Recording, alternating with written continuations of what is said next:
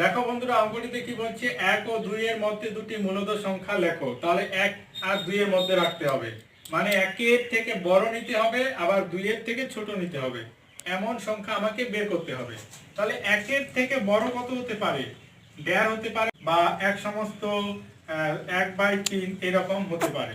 তো এই দুটো মান কি করে বের করব?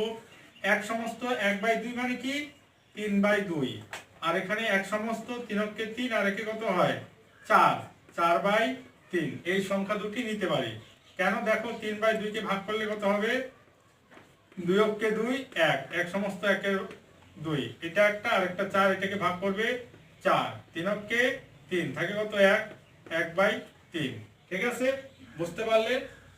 এছাড়া মূলত সংখ্যাটা কাকে বলে? যে সংখ্যাকে p/q আকারে প্রকাশ করা হয়, সমান সমান q নট ইকুয়াল টু 0, মানে q এর মান 0 হবে না।